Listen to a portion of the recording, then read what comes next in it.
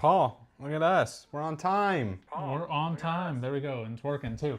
Yeah, we're on time. And it works. The sound is there. We're not coming in muted. Yeah. Wow. This is like a first. This March is going to be the month. March is the month. That is the month. So welcome. We are the Dads and Dice. I am Devin. And I'm Paul, and it is the first of the month. And like we have been so consistent for the last 3 months, it's our month in review. We're going to talk about all the games that we played in February. That's right, and it's actually truly the first of the month. Yes, it is. Normally it doesn't quite fall this way, but works out this and one. Luckily, we're able to actually do this because up until 2 hours ago, I wasn't sure if I was going to be solo in or if you were. Was going to happen. That's right. Just hot off a plane and came in here and made it to the live stream, which I'm happy I was able to make it about. So. Yeah, I'm happy you're here too, because it would be really awkward for me to stream from your house without you here. Yeah. But you know how great the video would be if you're like, okay, and for our, 5th game, and I'm like, just running through. Oh, I played this one. It's great, So, that would have been perfect. Maybe next time we'll coordinate a little bit better. I'll plan my flights differently. Just to come in an hour later, 6:30 is not pushing it enough. Yeah, exactly. So as Paul said, we've been consistent with this. We're just going to go through, review, what did we do, 22 games? 22, 23. Hello, I see board games for 2 in the chat. I don't know if the chat was coming up on the screen. I didn't see, wasn't paying attention. I wasn't either. But welcome, thanks for joining us. You're, you know a lot of the games that we played. Yeah, board games for 2 does, because we played a lot with Joe over there. But yeah, so I guess Devin never pays attention. That is true. I don't. I did pay attention to that, though, so gotcha. But yeah, so I think we just I don't flip it over and get over to it. Yeah, I don't see the chat on there, but that's okay. We'll figure it out. Actually, with that said, maybe this would be better because this is where we need to be anyway. Yes, that is where we need to be. Okay, so yeah, let's get over to it with the first game. Not the first game we played in the month. It just happens to be alphabetically. Age of Comics, the Golden Years. Yeah, the Golden Age. Golden Age. Yeah, Golden Years. The Golden something of comics. It's really small on our screen, but you guys hopefully can read what the Golden something. I think it's Golden Years.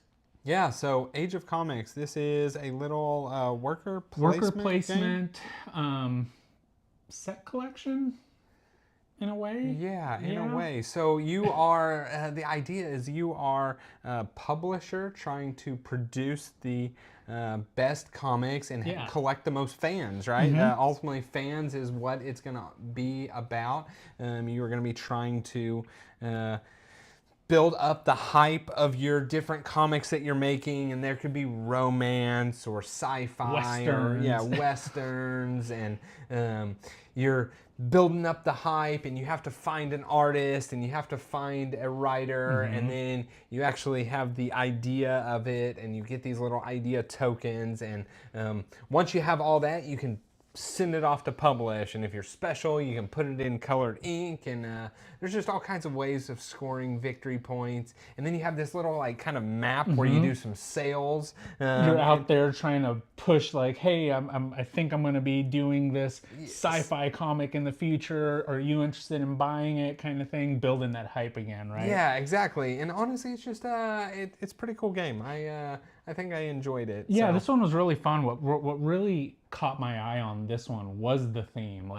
We both, we're into comics. I don't really read them, right? But I think it's a cool idea, right? I like the movies that come from it. I like the idea of it. I've read some graphic novels and stuff like that. And this one just really caught my eye of just this intriguing theme that I've never seen before. Now, going into it, reading the rule book and all that kind of stuff, I was so confused at first, right? The rule book, not the best, but once you start playing it, it makes thematic sense, right? Okay, yeah, I have to get creatives, like you said, the writers and the artists. You have to make sure that they're matching because you don't want a romance person in there with sci-fi, right? Unless you're trying to get some weird whatever. But if you have them matching, you get more fans. And then, the extra actions of gaining the hype. It just felt very thematic and integrated really well. And after that first playthrough, I know now I could go out and maybe me not teach it immediately, but you could go out and teach it, you know, right away and have no issues and you would understand the game. And it's definitely one that the more you play it, the better you'll be at it. Yeah, I agree. Rulebook was very hard to get through, very hard to understand. But once we played it once, I could teach sense. the game. A gamer could play it very easily. Yeah. So that is Age of Comics. The golden years. Thanks, the golden Joe. years. Next up, Diabolical Drilling Company. Second time this one's come up. Yeah, second time. So the first time Paul played it, left it over here for me. Did a terrible job at explaining it. Yeah, I did not understand at all after he did it. And honestly, I'm not exactly sure. I played it right kind of after we did that at the beginning of the month. Hey, Ken, thanks for joining us. Before you go on, Ken, we've been missing you. Haven't seen you in the last couple of streams. Hope everything's good for you. We haven't seen you, Ken. Where you been at? Been cheating on us? Is that it? Been following Board Games for Two over there? Yeah, that's it. You finally found his channel, I see. But yeah, so Diabolical Drilling Company. You are the Diabolical Drilling Company. Yes. And you're a terrible person. Your life is your money. Right, that is your lifeline. And so you start off, I can't remember what the max credits, I think it's 70, and everything you do is going to cost credits. So you're trying to go out and drill these different asteroids to fulfill goals to then just earn more credits. And ultimately you're trying to just complete both sides of these different goals here. And yeah, it was a neat little game. Don't know that I would play it more. I played it once, thought it was cool. I don't think I'm gonna play it again after that, but it was worth one-time play. Yeah, it's all the replayability from it comes from the setup of the solar system, right? Whatever that might be. And it's really just kind of the luck of whatever comes out. And if you don't like it, you can always warp, you know, which is changing it up. I did talk to the publisher a little bit more afterwards. And I know that he was going to be adding more contracts in there and stuff like that. Maybe adding a couple of different cards, event cards, right, that let you do stuff. But overall, yeah, you're right. It's not the best game out there. It's a fun game. It's definitely something that's enjoyable that I will play eventually, but it's not going to be my go-to. But it's a good one. Yeah, so that was Diabolical Drilling Company. Next up, we played Dice Throne. We did. So this month we did Treanth versus Samurai. Treanth versus Gunslinger. It was what we did for our Dice Throne Adventures. Yeah, that's Treanth what we versus did. Gunslinger. Yes, because the video is coming out soon. Yes, for which one? For Dice Throne. Yes. So our Treanth Gunslinger video will be coming out soon. Yes, we're in the process of editing that one. We just thought, you know, we went through this epic battle with both of them, defeating all of the fallen heroes, that we said, you know what? We struggled to do, if you watch that. We struggled to go through that, but we got tired of each other, and we said, you know what? It's time for us to fight. So Gunslinger and Treanth went head to head. So I thought it was fun to do after having done that, for sure. Yeah, and you guys can look forward to the outcome. That's right. Let's see, Trevor. Yes, the first one was Age of Comics, going alphabetically. Yeah. Next up, Distilled. I will let Paul talk about this because I don't care about it. Yeah, if you watched our top 5 biggest misses, this was Devin's #1 biggest miss. So, Distilled is a game that it's been at my house. I actually I've kept it at my house, but I let Joe borrow it, so it's been at their house for the last couple months. But I finally got it back, and you know, I never played the solo. The solo looked interesting, and I decided, you know what, I'll go ahead and give it a shot. So I ended up soloing it, and I really, really enjoyed it. So the gameplay is basically the same, right? So you're still going to the market, you are still doing your washback where you're discarding a card from the top and the bottom, making your alcohols. Everything like that's the same. At the end of the market phase, there is a card that the AI has that tells you to discard certain cards up in the market, so you get rid of those cards. And then there's like a keg-shaped barrel to the side, and those are the solo goals. So in order to beat the solo, you have to progress up this track of goals. So you have to start at the bottom and then work your way to the top. And it can be anything like sell 2 spirits in a round, or sell a spirit worth 8 victory points. Have 2 spirits in your storage, just whatever, aging kind of thing, right? So you work your way up this track, and you can kind of choose which path you want to go. So you'll see 2 goals, and it's like, I can do this one or I can do this one. Anyway, the top 2 have a number on them, and that's the score that you have to beat at the end. So not only do you have to complete all the goals in a row, but you also have to complete that score. And it's just a really interesting way that the solo works. It really increases that replayability. And I don't know, I think overall, I really do enjoy this game. I like it a lot more now that I've played the solo than I originally did. And originally I really did enjoy it, but I think that solo just solidified it for me. That's good. So that is Distilled. Next up, Dogfight. Rule the skies in 20 minutes or less. No, it's 20 minutes. Yeah, it's 20 minutes, but yes. But less. Dogfight is a 2-player head-to-head dogfight where you each have little fighter planes, and you're just going around this map trying to shoot. That's like what, 6, 7 spaces, 8 spaces? Yeah, it's tiny. I think 8 is what it is.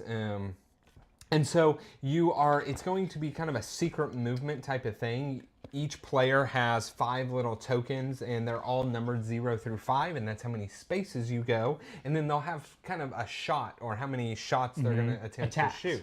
And so you kind of strategically are looking at this map and thinking, okay, I think he's probably not going to move very far, so I'm going to move really far and loop around, and so I might play the 5, and we both reveal at the same time, and so both planes move at the same time. And then if one is ever 3 spaces in front of the other, 3 spaces behind, 3 or less spaces behind, and is doing some attacks, they'll shoot them. You have like 6 hit points. The thing really does, I think 20 minutes is like a stretch if you're going to play that. It plays in like 10. It probably is set up and put back in the box within 20 minutes. And it's just really fun. I think this game is a great kind of just filler game. You know, you don't take it seriously, you don't overthink it, you're just kind of, you only have at best 5 options, and it dwindles from there as the round goes on, and you just throw a chip out there and have fun trying to shoot down the other player. What I really like about this game is they give you, I don't know how many, 6 or 7 different airplanes, and each one is completely different. So the red plane may have, 0 movement tiles, and then the purple plane might have like 3 of those. So depending on which colors you have going against each other, you can be going up against a really fast plane or a really slow plane, or this plane might be able to draw more tokens from their bag and they have more options. So just the asymmetry in it, for such a simple game, you really can make it more complex than what it really is. And I love that, right? Like, today we're just going to play a really simple one. We're just going to go the base. Both of our planes are very similar. But now next time that we play it, we're going to actually have these deep strategies, and I have to figure out, if you move this low, you're not going to be able to shoot. If you move this fast, whatever. So just that variation in there, it's really fun. And it's a great game. I really, really enjoy it. Yeah, so next up, we have Forever Home, another one that Paul played. Yep, so this one, I talked about it quite a bit last month. And actually, I played this one right at the beginning of the month. So, it was kind of set up from when I had played it last time. And it's just one that I've really enjoyed the solo, right? I talked about it a lot last month. It's a really simple solo. You get to pick your own score at the end, and then just kind of puzzle out what the best options based on what you have there. And I just really enjoyed that. I like the pick your own score kind of game to it. So just kind of a continuation from last year, and it was out there, decided to play it, and played it again. Okay, that was Forever Home. Next up, Genotype. So Paul and I met Joe from Board Games for Two. We live about 3 hours apart, so we try and sometimes meet about halfway for us, and just play games for a day. We got to do that last weekend, and this is one of the games we played. So Genotype is a just simple worker placement game when it really comes down to it.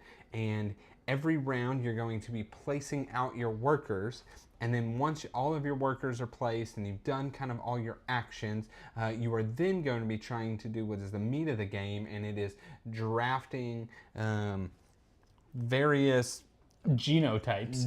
Genotypes off of, the Punnett square. And there's 4 different letter types, and you're trying to make different plants that, one will require, 2 dominant Fs, and one may be a dominant and recessive G, and you just try and match them up. And I think it's very basic, very simple to teach, but I would probably play this anytime. Yeah, this one, Paul's so good at Punnett squares. He beat Devin with a tiebreaker. I sure did. He did beat me with a tiebreaker. Yeah. I think I lost 2 tiebreakers that weekend. Did you? It was genotype. Oh, no. Joe and I didn't go to tiebreaker in the other game, but we were close to. Yeah, so Genotype. This was a game that actually had been on my radar for quite some time. Some of you guys know I'm a middle school science teacher, and we actually teach Punnett squares in class. So this was one that I kind of wanted to get just so that I could take to the classroom and play with my kids, because I play board games with them, and why not learn something that we're actually doing in class in game form. And actually, they, the publisher here, they reached out to us, and they had said like, hey, are you interested in trying something? And I was like, for sure, Genotype, that's one that I really want to try.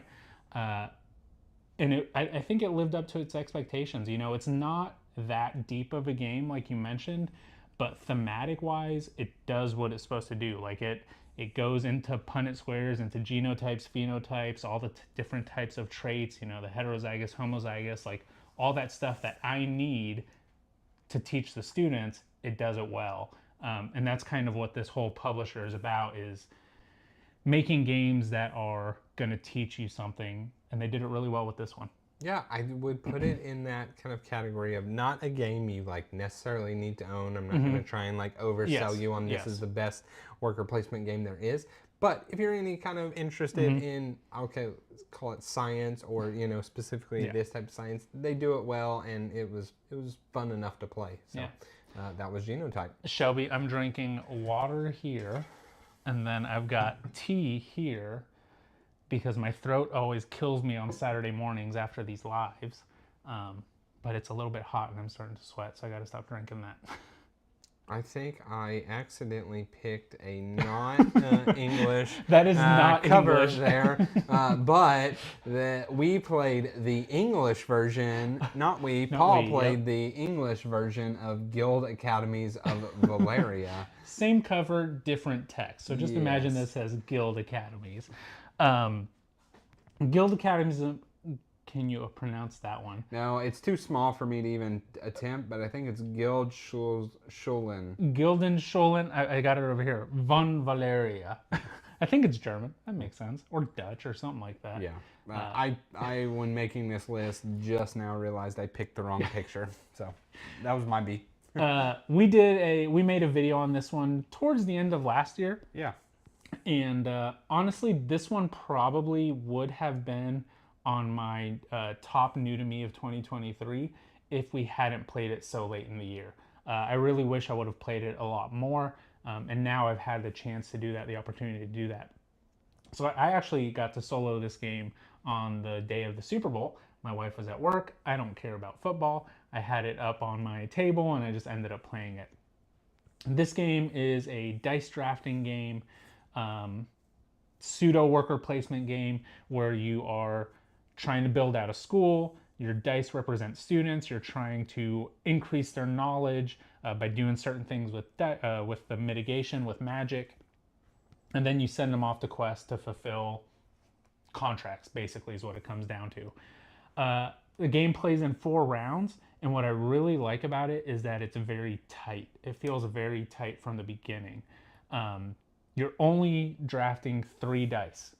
And then you're having to put them in the right place, and you're having to make sure that you're gonna have students or dice for the next round, or it's kind of that balance of, do I build up my classrooms more and try to get more dice, or do I hold off on them, not educate them so that I can graduate a lot more at a different time? So there's just like this really big balance of just when to do stuff, the timing and all of that. And I don't know, there's a lot going on it, and it doesn't seem like it would be that way from your initial playthrough.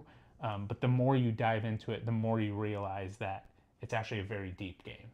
Yeah, I mean, be honest, played it a couple months ago, haven't played it since. I don't really remember it all that well, but I do remember when I played it, I walked away from it saying, this is my favorite of the Valeria series. So yeah, that's I agree with that. We've played Shadow Kingdoms of Valeria, Margraves of Valeria, and this Guild Academies, and this one for sure is my favorite of those three. If I had to keep any of them, it would definitely be this one. Yeah, so next up, Hadrian's Wall. I did not play this month, so Paul, I will let you talk about it. Oh, I thought you did. I did not get a chance to. So yeah, I played it in, as Joe and Devin both know, I was going to start my campaign last month, and I had the worst possible scores that I've ever had on it. And I just said, you know what, we're going to put it away. Now is not the time for me to start the campaign. So I brought it back out this month, and I ended up beating Fort 1 and Fort 2. So with Fort 1, I ended up getting, I don't know, I think the score is 70 that you're supposed to get. I think I got like a 75 or 76, somewhere around there. And I was like 3 points away from getting the bonus of getting 20 on 3 tracks. Still don't know how you can do that. That's still very hard for me. And then on the second one, I ended up beating it, and I actually ended up getting the bonus reward for that. And I was trying to get it back to the table this month to get to that third fort. I just didn't get a chance to, but looking forward to it. Yeah, I think I'm on Fort 11, so maybe I'll get to it this month. I think is where I'm at. How many are there? There's like 20? 16. 16? Okay. Yeah, so. Trevor, are you doing have you tried the solo campaign, or how do you generally play this one? I will say I am, excited for, what is it, Anarchy, the next kind of official one they announced, because they said that it is like a solo focused, right? And they're going to have campaign from the beginning. I think they realize a lot of people play Hadrian's Wall solo. Well, hence why they came out with kind of the solo campaign after the fact. But yeah, it's just a good game. So hopefully I'll get to play it again. I think they did a pretty good job on it on BGA.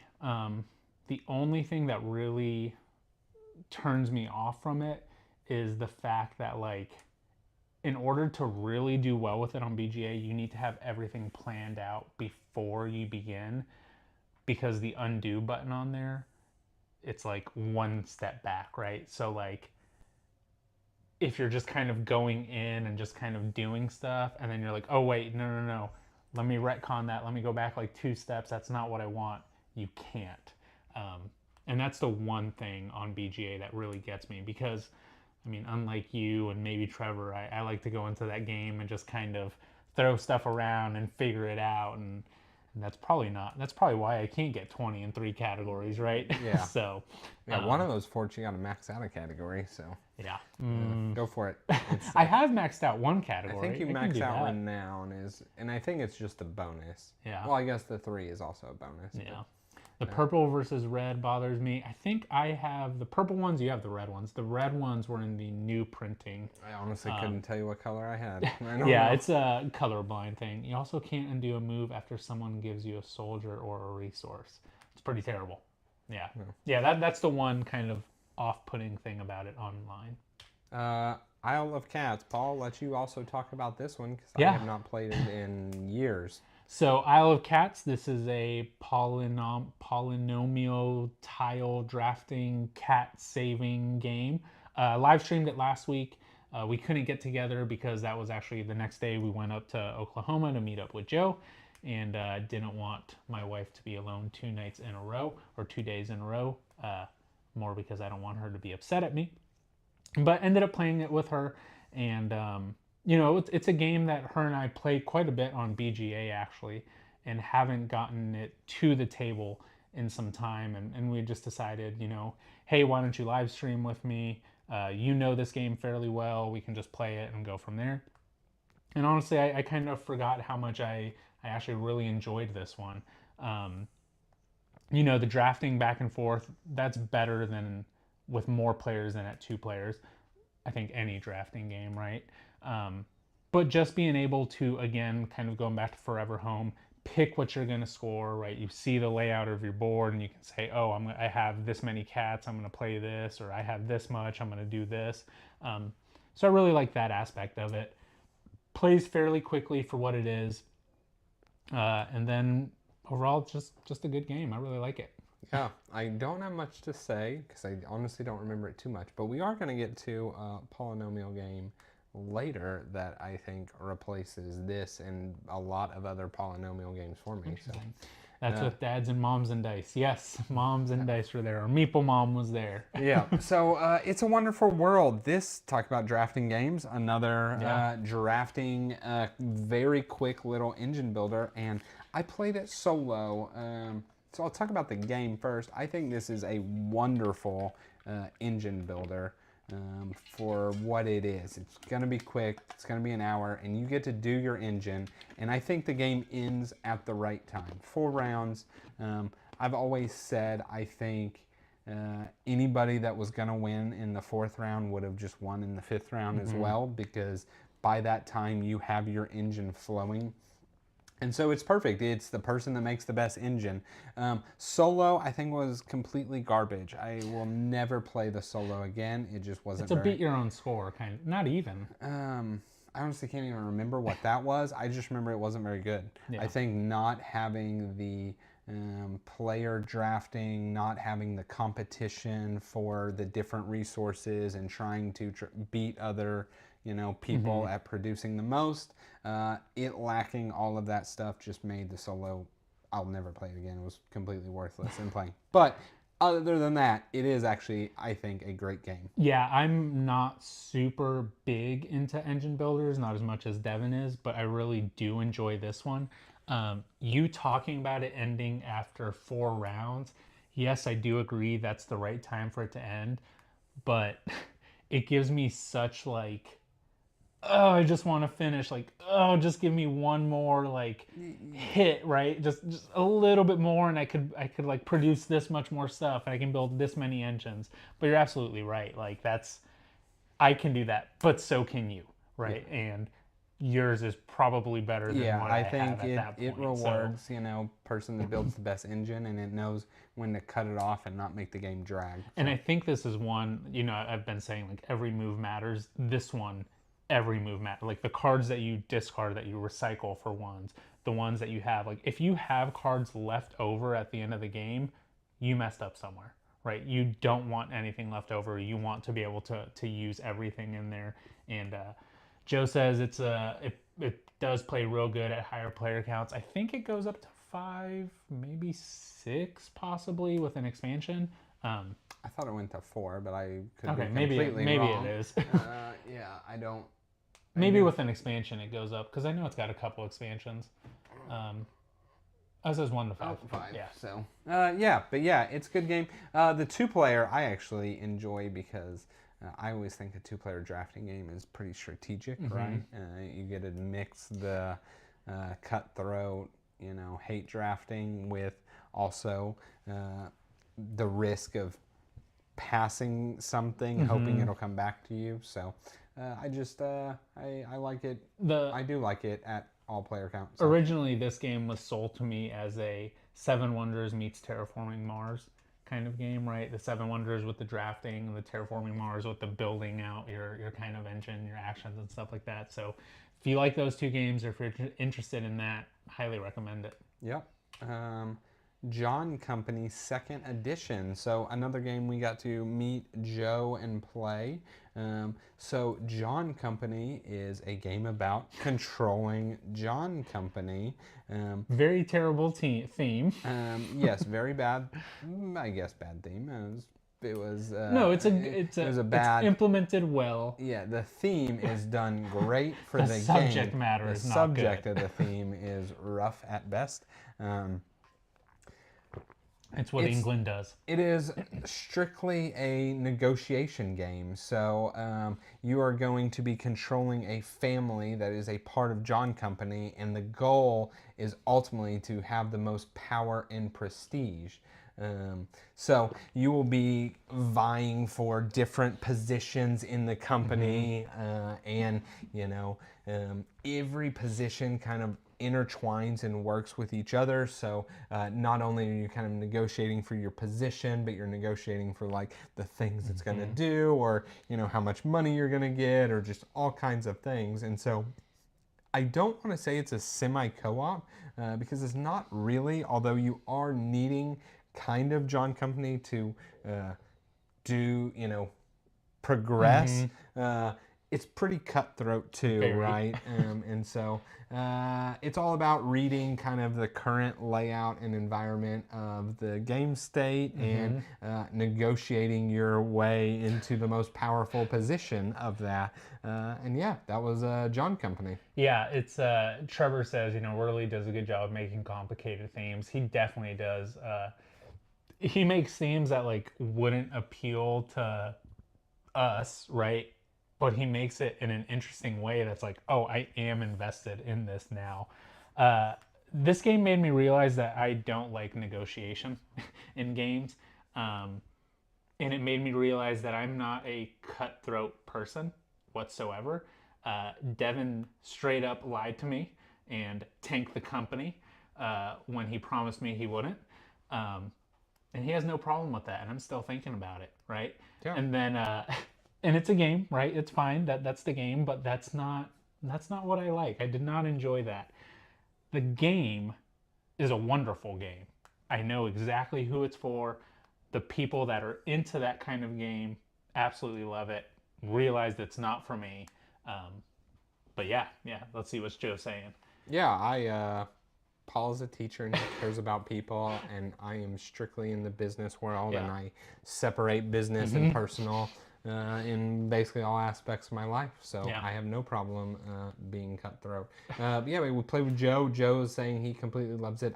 This is a game I would honestly love to play again, love to play at other player counts. I think higher player counts, this could be just a whole lot of fun, right? Having multiple negotiations and that kind of stuff, right? At 3, it's typically your negotiations where it was just with one person because the other person had zero interest in that whatever department, if you will. Well, except for the one towards the end of the game, right? We did get into one situation where it... I had no idea what was going on, but Joe and Devin read the board, and it was very quickly I realized, wait, I have a ton of power right here. I'm gonna make the winner right now. Yeah, exactly. It didn't actually turn out you made the winner, but true. you would have. Yes. You would have 100% just been a kingsmaker, but you didn't realize it, and so because Paul didn't realize it, it became a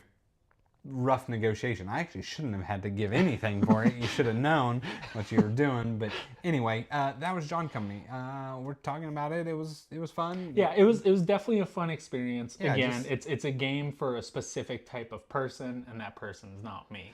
Yeah, I think if you got, I think I told you this on our way home, I wouldn't even put me in this category, but I could see why people find this to be their favorite game. Like if you enjoy negotiation and that kind of stuff, I could see, you get 5 people that are all like-minded, love the negotiation side. This would be the best game you could ever play because there is a good amount of strategy in it.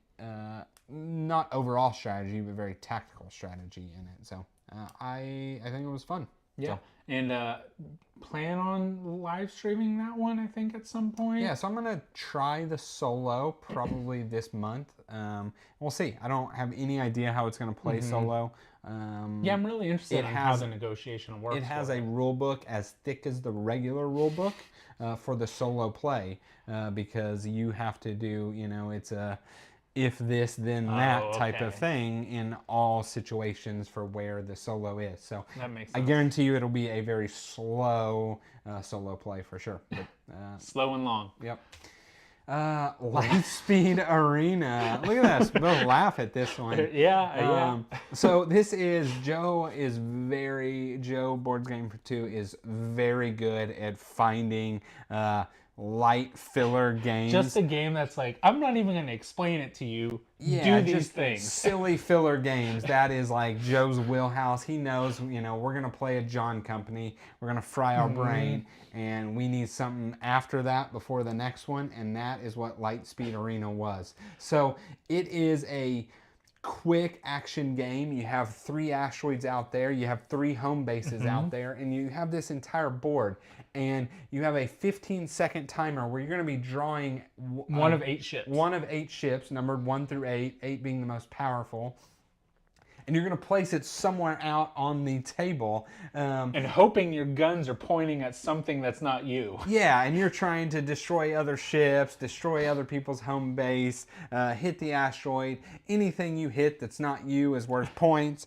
And you're just going to, every 15 seconds, you're going to play a card. So, 2.5 minutes later, the game's done. You actually then use an app, take a picture, and it plays out the battle. It animates it all for you. So number 1 ship's going to go first, all the way down to number 8. You can watch it animate, and 0 strategy, 0 anything. It's just you're going to lay out these cards. And you get so mad. You're like, that's hitting my own ship. I know that's not there. That's not the angle. You're just going to laugh about it. And so that was And what did it take? Arena. Like 8 minutes, maybe 5 to 8 minutes, somewhere in there. But yeah, 100% app-based. Even the countdown is telling you, place your ship number 3 and 5, 4, 3, 2, 1, put it down. Beep, beep, beep, beep, beep, place ship number 4, right? So it was one that was just super quick. Right after the game, I was like, that was dumb. But now talking about it, I'm like, wait, no, that was a ton of fun. That was actually fun. For 10 minutes after you really have crunched your brain, it was a perfect refresh. So, that's exactly what it was. Kudos to Joe on that one. I've changed my mind on it. Thank you. Look at the stars. Look, we just lined these bad boys up. The other one we played with Joe on our little venture last weekend. So this is a flip and write game, right? Where you are different astronomers looking at the sky and trying to create different constellations based on what cards come out. So you'll flip a card, it's got 2 lines on it, and you just have to draw them on your little map. After a certain amount of them comes out, you can't draw below a certain line because that indicates that the sun is rising. After a few more, there's another line, you can't do anything from that. And then the game scores at the end, I want to say it's 3 to 8. So if your constellation has 3 lines connected to it, or if it has 4 lines, 5, 6, 7, 8, you score that many points. You want your constellations adjacent to planets. You want to have shooting stars out on there. You want to have, there's different cards of constellations that it wants you to draw, so kind of like just some end goal kind of things. This was a fun one. This was a good flip and write. Yeah, it was really quick. I would recommend this. It was nice and easy. Downside is it is a black piece of cardboard, and they use white wet erase markers.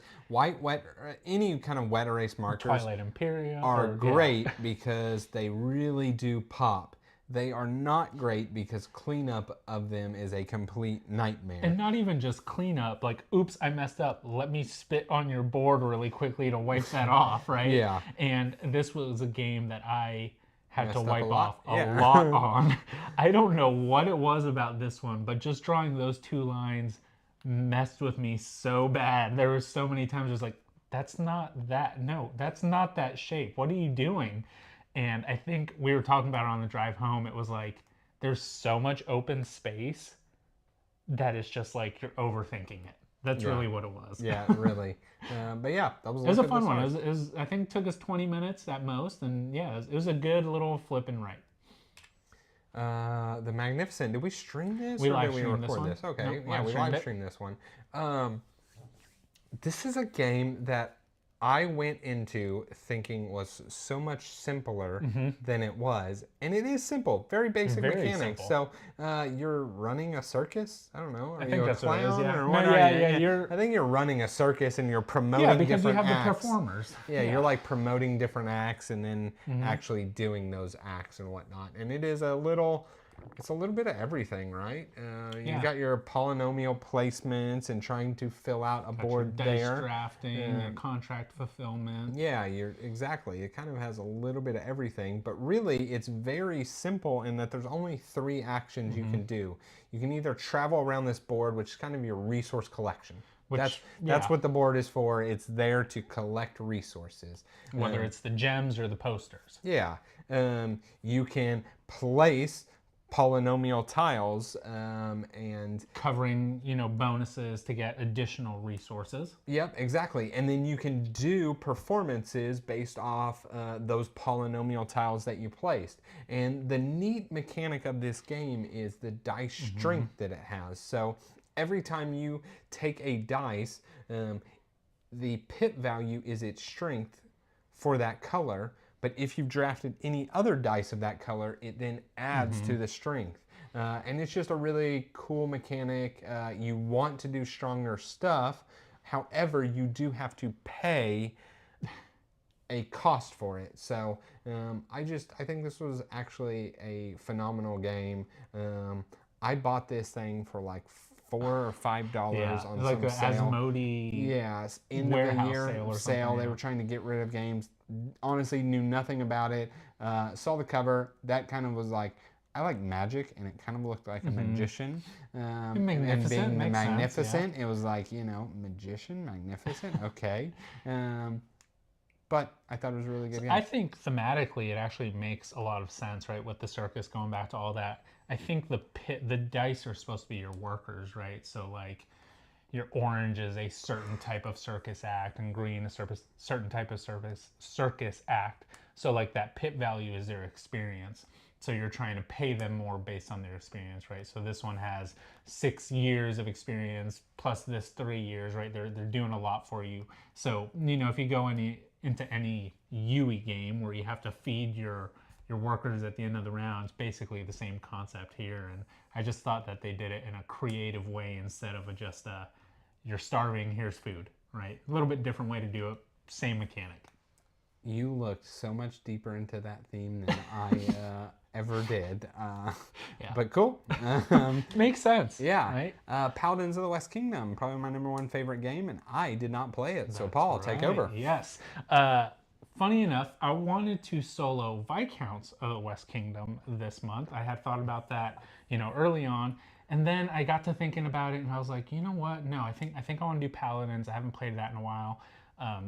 Ended up having a free night, went up to D20 Tavern. It's our local board game bar tavern type thing. They had it there, and I ended up setting it up and getting it played.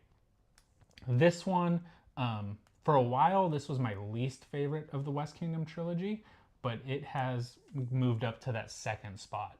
I think I have I know I've started getting into heavier games, than when I originally was. And this is just one that I think I've finally kind of figured out a little bit more. There's a lot to explain in it. Basically, you have your own board, and there's a bunch of actions on there that trigger different actions, or that you need to do different actions. You have your attributes on the side that you're trying to bump up. I ended up getting my highest score that I've ever had. I think I got like a 98. It was either 98 or 99. And then unfortunately the AI got 100, which is womp womp. Womp womp. Yep. Honestly, kind of high for the AI as well. So, just after doing some reading, looking into it, I think I need to focus a little bit more on blocking that AI with the community spots that are out there, with like the garrisoning and all that kind of stuff. And I think if I do that, then I should be able to hopefully beat it in my next go around. So I don't know. You're the one that does really well at this solo. I just need to come get some tips from you. Yeah. you need to hire at least 10 different townsfolk. Yeah, that's what you need to actually, do. you told me that. I had two townsfolk. Paul, every time we've ever played this, I have like 10 townsfolk, and you have 2 or 3 by the end. I think this game is very neat in that it plays over, is it 7 rounds? Yes.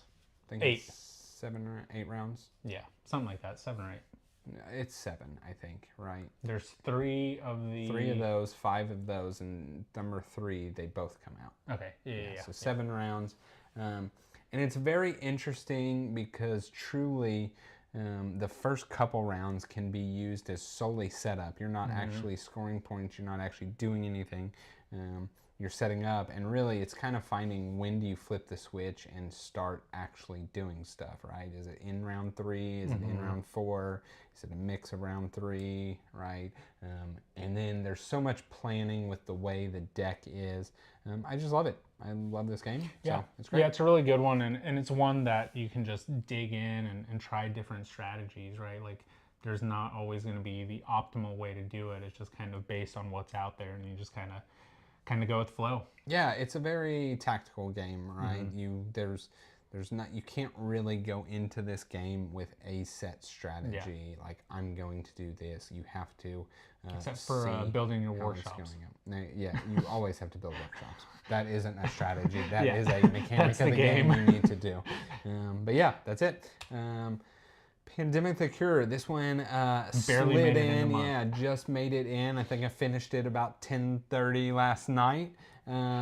Pandemic the Cure is the dice version of Pandemic. So instead of having an entire board where you're traveling around, you actually have 6 coasters that are the 1 through 6 dice faces, and you're going to have your 5 different diseases, and you're going to roll dice, and whatever dice face they have, you're putting it on that coaster, and you can never have more than 3 of a color on the coaster, or it outbreaks and starts spreading to the others.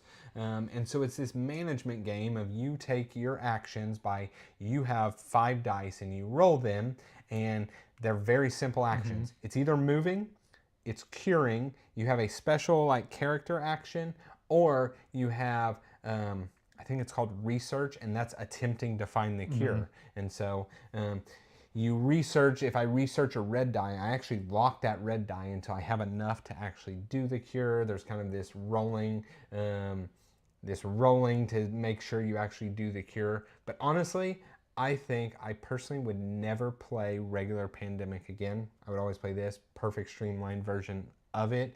They are very different games, and this one has tons of randomness, right? I had some terrible rolls where I should have easily cured a disease, and it took me like 4 rounds instead of just, 1. But I think it's really cool. They have this event mechanic, and it's just. So is there any way to like mitigate the dice at all? No, not at all. No. So it's just whatever you roll, that's what you roll. Yeah. Does it play in about the same time frame as like a Pandemic? No, much shorter. Okay. 30 minutes. Oh, that's perfect. Yeah, it's a 30-minute game. I mean, it's literally, you don't take it seriously. You don't care enough about the dice roll, the bad luck, the good in luck. 30 minutes, it doesn't matter. You can play it again as many times as you want. I'll be 100% honest. I'll say I played it twice. I played it once for roughly 7 minutes. And so it has this, I guess you can call it push your luck. It's not really, but it's on all of your character dice doing the actions, you have a biohazard symbol. You can re-roll as many times as you want to get the actions you want, but anytime you roll the biohazard, it locks that dice and it increases your timer of the game, right? Okay. So it's like, I know I really want to cure. I can keep rolling to get my cures, but I'm risking re-rolling those biohazards. And so anyway, I played with like my first character, went there, played with my second character, because you technically have to play two-handed if you're playing solo. I go to my third character, and of 5 dice, I roll 4 biohazards, right? It's a 1 in 6 shot on each side. Roll 4 biohazards, So I do something. I go to the next one, literally roll another 4 biohazards. And I'm like, well, I'm re-racking this game. Yeah, I'm like, I'm re-racking this game because round 2, I just did that. Did 8 things on the timer. Yeah, and the thing is, like, 4 is enough to, like, bump you into a the next bad zone. So it was like bad zone, bad zone, and I was like, I've lost. Not doing it. Yeah, I've lost this game. And so then I re-racked it, and it actually took me a little bit to kind of do what I needed to, but I pulled out a win right nearly at the end. So you can either lose from those biohazards, and I think it's like roughly getting, I'm going to say 25 of them, or you can lose by having 8 outbreaks, and I had 7 outbreaks with like several spots with 3, and it was like I was going for the win. Like, I better get the cure. And that's awesome. It was a neat finish, but that was Pandemic the Cure. Ken wants to see a playthrough of that one. We can maybe do that one like on a filler like, Friday. Maybe not quite filler, but that would be a good like long live stream type of game we should do sometime. So maybe you can. That's a good idea. Yeah. Parade. Think this is the last game that we played with Joe at it's over there. Board Games for 2, or when we met up with him. Very simple. Very simple. Card game. That's what it was.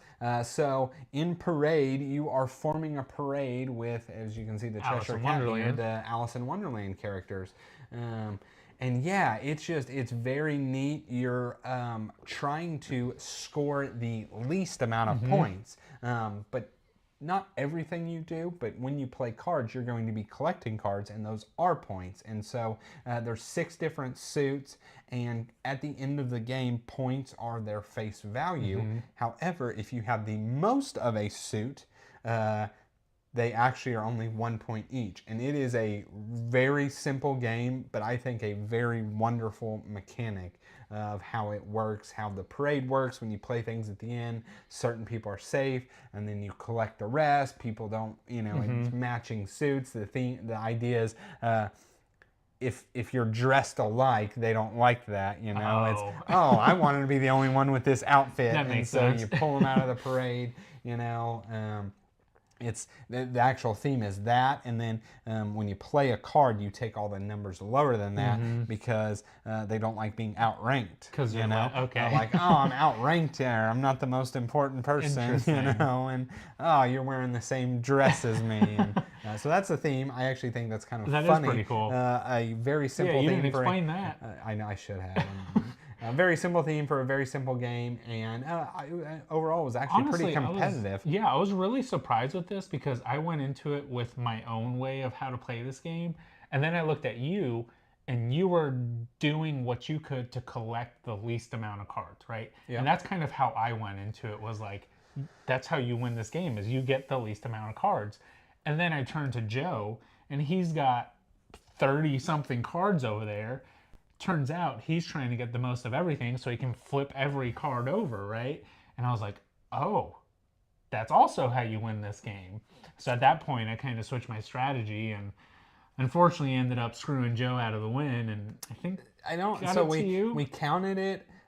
Joe would have had 1 more point than me, even if you hadn't like screwed him at the end.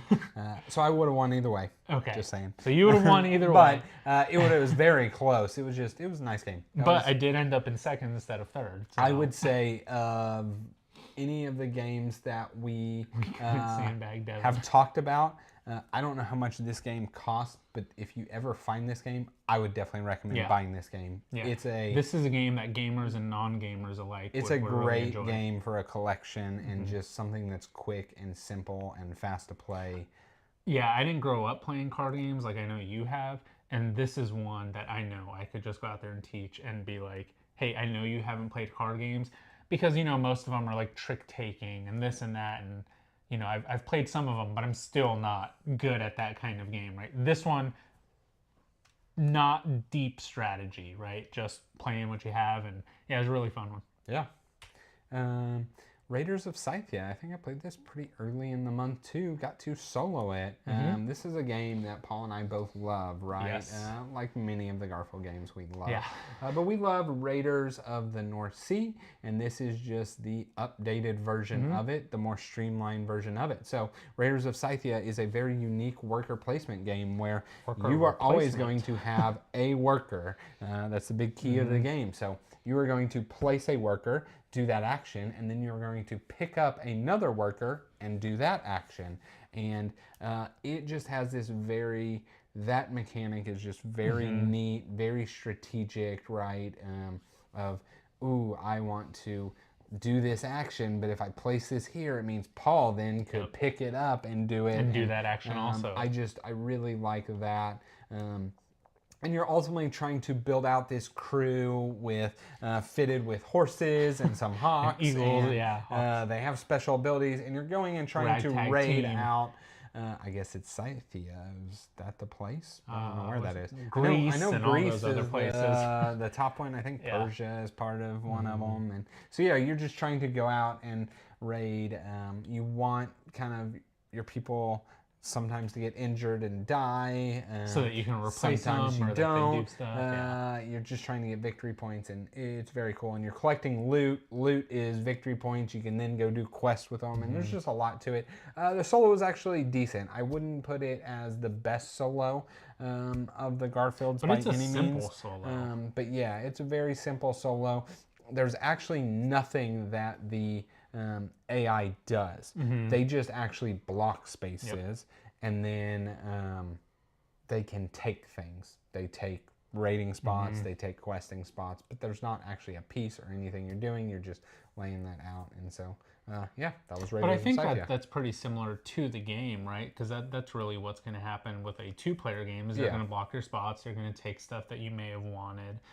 Now, obviously, with another player, they're going to do it more purposefully than just the AI, right? Because a lot of times you're like, sweet, block that spot. I don't care. I'm not going there anyway, right?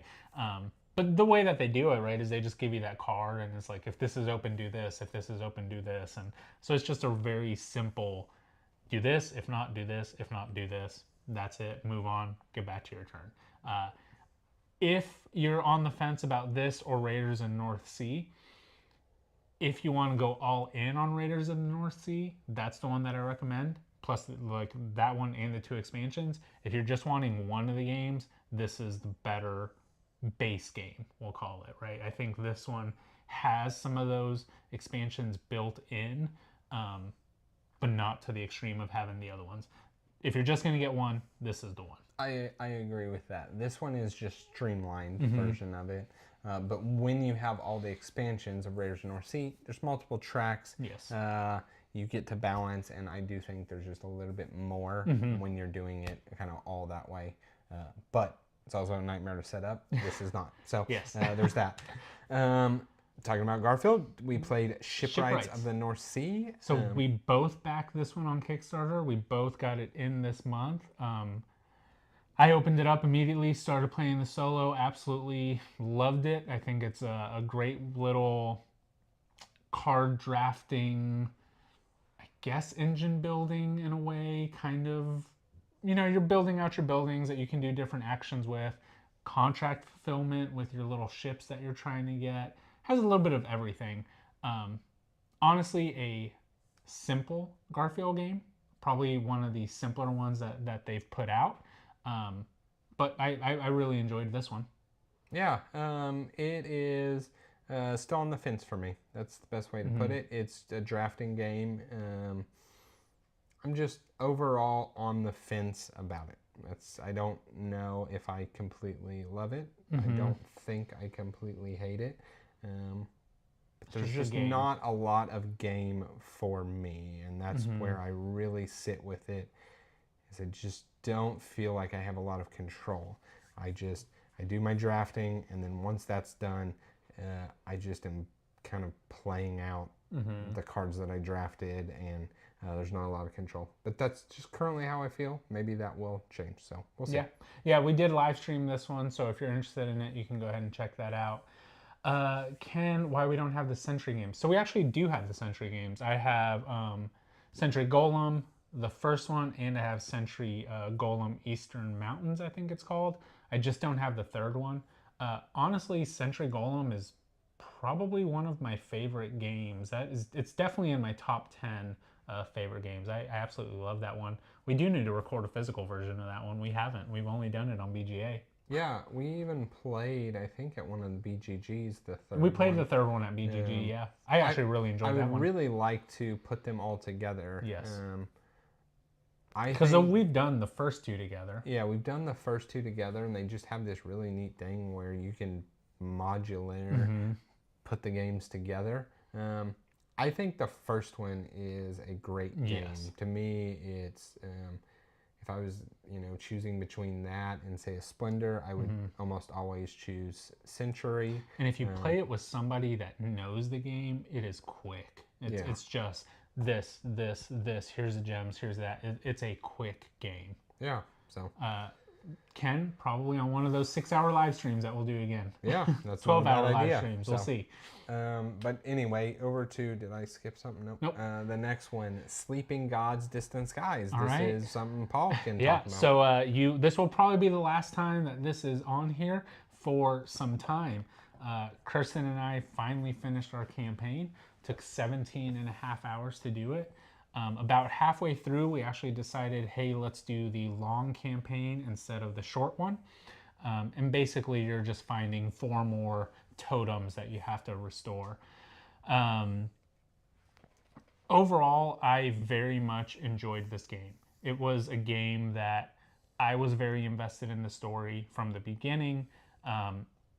It was very streamlined. So even though there was other kind of side quests that you could go on, you were always drawn back to the main story, which was something that I really enjoyed. By the end of it, we were so godlike. We were just so built up. All of our abilities were there. For the final boss, we defeated it almost no problem. Pretty much the entire last quarter of the game was just like anything that we had, any minions that we had to fight, any bosses, was just like, all right, we're just going to murk them immediately, right? Just steamroll through them. And it was a ton of fun to get up to that point. So I'll probably be doing a full review on this game at some point. But overall, very much enjoyed it. Yeah, I think this is the perfect game for Paul and many people. Wasn't for me. And Ken, no. What was her name? Shun-Li? No, not Shun-Li. That's a Street Fighter. Street Fighter. Was it Milk? I don't. Mei Ling. Mei Ling. That's it. Yeah. No Mei Ling carried over into no, this Mei Ling one. was not in it, but there was Miguel, who was a little bit of a wine bag. He was a little bit of a whiner. Yeah. Okay. He wasn't my character, but okay. I had Azarius, the strong man that had like 12 strength at the end of the game. It was pretty awesome. Last up, I believe. No, not last up. Not last up. World Wonders. So this was the polynomial game I was alluding to earlier. Yep. Agreed. I think this is a fantastic polynomial game. This is a great game. You are competing to build different world wonders by trying to connect different kind of districts, and you're building roads, and it's, I guess, a drafting game is what it would be, because you're taking turns and you have like kind of community pool of things that you're kind of drafting from. You have to buy them, but ultimately you're drafting, trying to compete and be the first to get them or whatnot. And yeah, I think it's just a completely fantastic World Wonders, a completely fantastic polynomial game. I want to play it some more because I think there's just a lot of different variety and strategy that can come out of it. Yeah, I went into it not expecting a lot. It's like you had said, we've played a lot of polynomial tile laying games, and they all pretty much do the same thing, right? This one, I really enjoyed the tracks that you were kind of going up of. That was like bumping up your population and all that kind of stuff. That made it really interesting. In a 2-player game, it actually really felt important who was going first. Generally, a lot of times in those, it's just kind of like, oh, I'll just ignore it. I'll let him go first the whole game kind of thing. It was really important, like which road you would get and stuff like that. So there was a lot of like important decisions on what seemed to be a very light game at first glance. I do want to try it at more players. I feel like the competition for the wonders would be a lot tighter then, because it doesn't matter if you're playing with 2 or 5. There's always going to be 3 wonders out there. So I feel like if you're with, 4 or 5 players, I'm going to be more apt to spend all 7 of my coins just to make sure that I get this wonder, because that's what I've been building up. And I see, oh, you just got the piece that you needed. So I think it'd be a lot tighter at that player count. Yeah, Totally agree. Last is going to be Yokohama Duel. Yes, forgot about it. Yeah, I know. Did we recorded this? Yes. So little. Not too many spoilers on this one. Yeah. Yokohama Duel is the 2-player version of Yokohama. So it is really as simple as a resource pick up and drop off type of game. You are trying to, I don't know what you are. You're a market dealer or something like that. Yeah, you're collecting imports and exports. That's what you do. Yeah, you're collecting fish and you're a logistical herbs person. And silk. Brick and silk and technologies and donating to the church. Yeah, but this game, it's just really neat. It's 2-player head-to-head. I think it plays 4 rounds. I think it's 4 rounds. That sounds right. And yeah, the neat thing about it is it has a technology deck that are all your rule breakers, and there's some competition, but they're always going to come out in a different order, and that really does actually mean a lot. And then it has this, it's kind of a worker placement with a neat mechanic of you start with a 1, then a 2, then a 3, then a 4 power worker. And you have to play your 1 first, and then your 2, and then your 3. You can upgrade them and that kind of stuff. But yeah, just but overall, really, those numbers really determine like your strength of what that action is going to be. So, you know, you might want to do a 4 strength action here, but I might want to take it earlier because Devin might take it earlier, right? So it goes into that really 2-player tug of war of like who's going to give in first kind of thing. Yeah. So completely fantastic game. Yes. This one was one of our biggest surprises from our very first kind of board game haul. Yeah, it was a terrific game. Very glad we got it. And I don't know if we got the deluxe version. I don't know if this is the version that always comes, but it is a very nice version of the game for sure. Very nice. And I know there's the original Yokohama, which I believe is actually getting a reprint this year or next year. Okay. We got to play the original once. Probably not the best experience. The person that we played with was some rando that we had just kind of met, and not the best kind of teach and all that. But it is a game that I would want to play again. But definitely if we're playing it too, this is probably the version that we'd pick. Yeah, it's fantastic and quick. And that is our entire list of the month. Whew, that was 22, 23 games, something like that. I think it ended up actually being 23 because we don't know how to count. But that was it. So I think it was a good month. This was a very good month. It kind of started off a little bit slow, I think, for both of us. I know you've had tons of travel this kind of month, and I guess next month too, right? So, you know, tons of solo gaming going on there, and you know, just trying to keep up. But overall, I think it was good. Helped out a lot that we could go meet up with Joe and play, what do we do, 5 or 6 games with him there in a couple hours. I think it was 5 of them. Yeah. You know, so that was it. This is a time where if you guys have any questions, anything about our games here, or let's see, stuff that you want to see. Yeah, we can talk about what we've got coming up. So we alluded to a couple things, right? Yokohama Duel was one of them. Yep. Our Dice Throne has already been played and just needs to be published. Needs to be edited. Treant versus Gunslinger. We got another top 5 video coming out. And then, you know what? Did we play Age of Comics on stream, or did No, that's another one. No, it's another one. Yes, that is another one that's going to be coming out. Yeah. Oh, yeah, and we did do another top 5 video. Yeah. I forgot all about that. So, so we got some stuff coming out this month, and then we're going to keep up the live streams. I think we'll be, like you had mentioned, probably John Company, 2nd edition. Ken wants a Dice Throne live stream. We haven't done one of those in a long time. We haven't done one of those. We probably haven't. We probably could plug that in. Let's see, what else? We've got Expeditions. We do. We have Expeditions was sent to us, and a long time ago. We both want to play it. It's just, you know, we're busy people and finding time to do all of the games we want to play. It's funny. I was talking to Shelby the other day about just games that we have, and she was mentioning all this stuff, and I was like, well, I am glad that I still have Expeditions sitting on shrink on my floor. That was from early January, maybe late December. Yeah.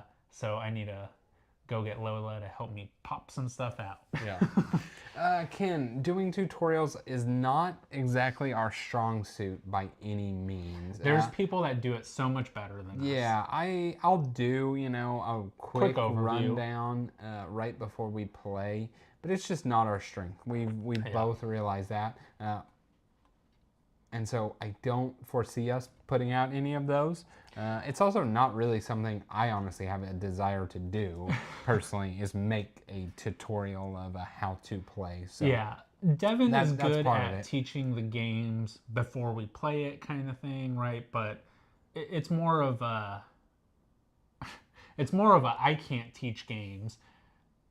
Joe can't really teach games that well either.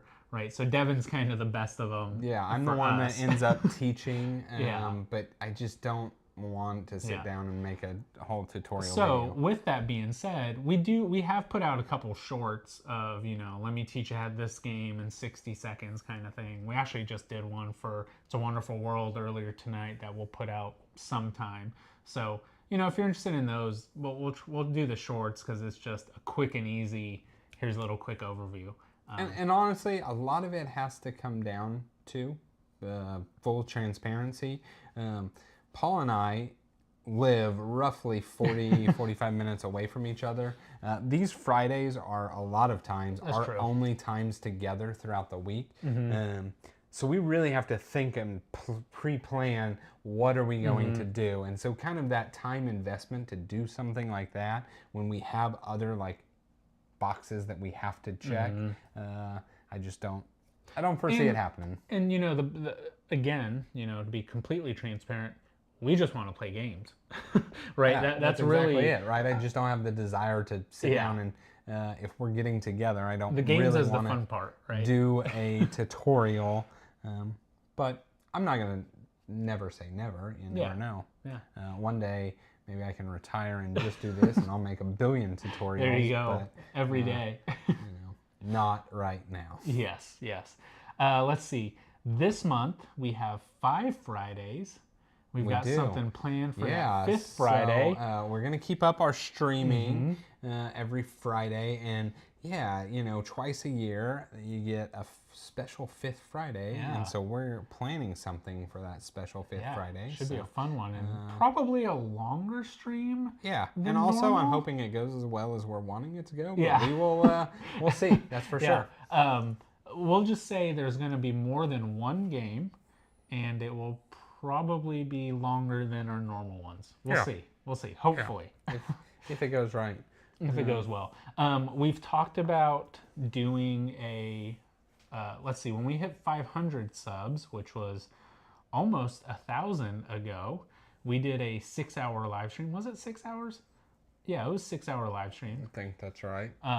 We've talked about doing another one of those, possibly longer than 6 hours. I think in that 6 hours we got in Terraforming Mars, Trash Top Gun, Terraforming Mars, Top Gun, Dice Forge, and something else. And then a Dice Throne. Yeah, and then a Dice Throne. Yeah. So that's a couple games. We've now realized we can do 18-hour game sessions. Not that we want to do that live. No. But we can definitely probably do longer than 6. Maybe when we get to somewhere between 1,500 and 2,000 subs, somewhere around there. So if that's something you're interested in, help us grow. Push this stuff out. Let's get some more live streams. That's right. So, I think Krampus Final Girl. I'd love to hear about it. Let me know your thoughts on that one, Ken. Yeah, and I was going to say, I think that's all we have. That's all we got coming. So, as always, we appreciate you guys that join this. We appreciate if you're watching this after the fact. Yes. Thank you guys. We appreciate it. You know what? You should go ahead and leave a comment below and let us know what is the best game of all of the 23. Yes, which ones have you played, or which one do you want to try the most of, or which ones do you want to see us do playthroughs over? Yeah, we might be able to do that. And go buy Parade. I'm gonna throw that out there. Go buy Parade. And we are not. I don't even know who the publisher of that game is. I think it's Z-Man. I think. I'm not 100%. In no way affiliated with it. Yeah. Go buy Parade. It was a great game. So, but yeah, that is all we got. So, As always, please like, comment, subscribe.